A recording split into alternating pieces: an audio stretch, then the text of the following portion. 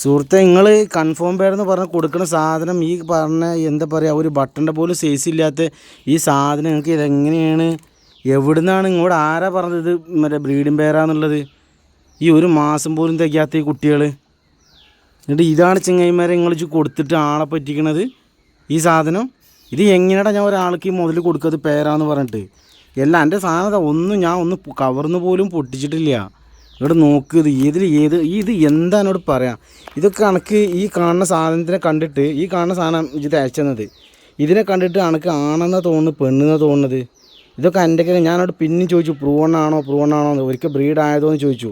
ഇതൊക്കെ കണക്ക് ബ്രീഡായതാണ്. ഈ മറ്റേ ബട്ടൻ്റെ അത്ര പോലും സൈസ് ഇല്ലാത്ത ഈ കാണുന്ന സാധനങ്ങളൊക്കെ എൻ്റെ വീട്ടിൽ ബ്രീഡായതാണെന്ന് വെച്ച് പറഞ്ഞത്. ഇതൊക്കെ എൻ്റെ വീട്ടിൽ ബ്രീഡായതാണ് ചങ്ങായി. ഈ കാണുന്ന സാധനം ഇതൊക്കെ എൻ്റെ വീട്ടിൽ എഗ് ചെയ്തിരിക്കണത്. അവിടെ എന്തിനാണ് ചെങ്ങന്മാരെ നിങ്ങൾ ഇങ്ങനെയൊക്കെ ആളെ പറ്റിക്കാൻ നിൽക്കണത്?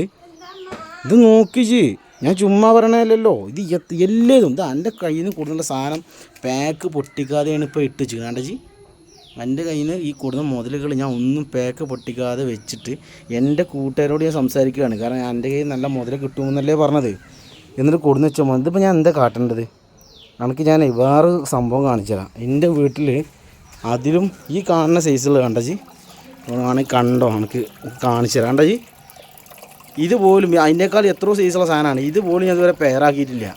എനിക്കറിയോ, വല്ലാത്തൊരു കഥ കേട്ടോ എൻ്റെ കഥ. ഇങ്ങനെ ആളെ പറ്റിക്കാനായിട്ടുള്ള പരിപാടി. എടാ ഇങ്ങോട്ട് ഇത് നോക്കേ ഈ തന്നതിനേക്കാൾ എത്ര സൈസ് വലിപ്പമുണ്ട് നോക്കിയത്. എടാ കുറച്ചൊക്കെ ആളുകളെ പൈസ മേടിക്കണേ, ഒരു മര്യാദ വേണ്ട മുത്തേ.